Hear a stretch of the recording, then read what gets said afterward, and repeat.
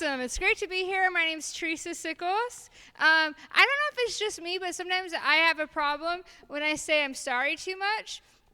Like, I'm at the store and I run into a mannequin and I'm sorry. And, at my house, my boyfriend gets really mad at me because I say I'm sorry for everything. And so he's like, how do I know when you're really sorry? He's like, I don't know, just that I seem sorrier. And he didn't like that. So he came up with a word that's really awkward. He said, you know what you should do? You should say oopsie poopsie every time. So you notice that you say you're sorry so much. So I forgot to put meat on his sandwich. And I was like, oopsie poopsie. Or I spilled hot coffee in his lap. Oopsie poopsie. And it was fine until I started doing it in real life. I was at a job interview, and I forgot my resume, and I was like, oopsie poopsie. I didn't get that job. Unemployment, woo!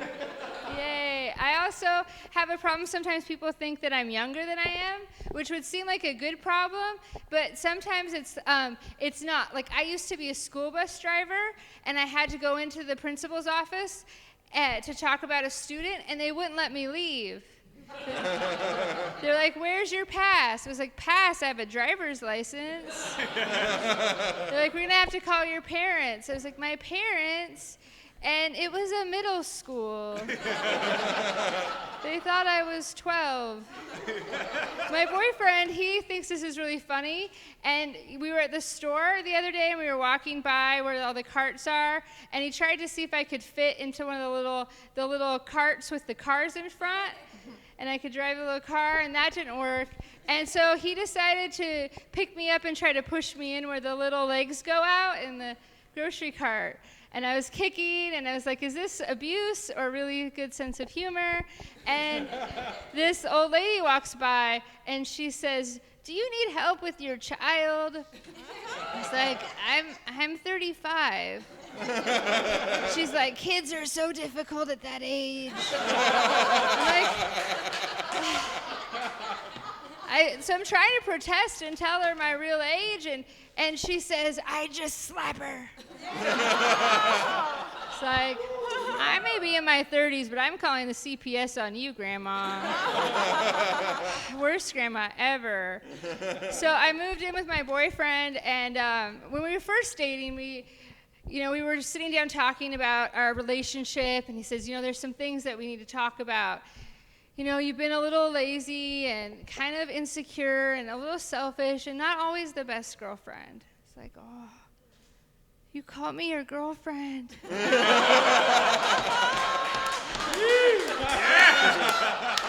And I will never forget that day, ever. It was beautiful. So I'm trying to be the best girlfriend ever, and so on Valentine's Day, I made this amazing dinner, and it took me 10 hours, and it was the slow-roasted pork and apple brine, and I knew he loved it because he took a picture of it and posted it on Facebook.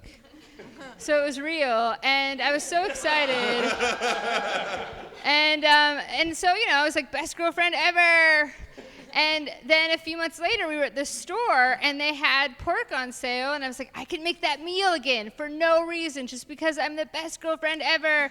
And he was seemed really stressed out the whole time I was getting all the ingredients. So we were by the apples, and he looked like he wanted to say something. I was like, what's wrong? Do you not have enough money? Or he's like, well, I didn't want to tell you this, but I really didn't like it at all when you made it before. I was like, really? A single tear just rolled down my cheek. And I was like, what else is real? Is everything a lie? Is there anything that I make for you that you like? He's like, well, when you put mushrooms in Hamburger Helper, it's really good. So, yeah, I've been making Hamburger Helper a lot, but I think if you put it on China, it makes it classy, especially when it's China that you got for 60 cents a piece at the Salvation Army. Classy. Oopsie poopsie. Maybe not. So, sorry. So okay, so my boyfriend and I were talking about marriage. And he doesn't want to ever get married to me, which is really sweet. And he said, why would you get married when there's a 50% chance of divorce? Would you fly on a plane if it had a 50% chance of crashing? It's like, that's really dramatic. I choose to look at it like the lottery. Like, would you play the lottery if we had it in Hawaii, if you had a 50% chance of winning? Right? Lottery winner right here. Awesome. That was his reaction too, actually. So, not so much. So I'm going to leave you with one last story. Much like marriage, I had salmonella poisoning once. And I don't know if anyone's had really bad food poisoning, but your body, because it has a mind of its own, and it's not a happy mind, it's a sad, angry mind, and it does horrible things. And so I had to go to the hospital, and I said, please put me as close to the bathroom as possible, because I didn't have control of certain bodily functions at that point. And so when they finally got me a bed, it was so far away that it was like the Sahara Desert, and as an oasis, and I could sort of see the bathroom, and I was like, okay, I can do this. And at the moment arose where I had to go, it's like, okay, I can do it. I have 4 seconds, but I can run it. I can go for it.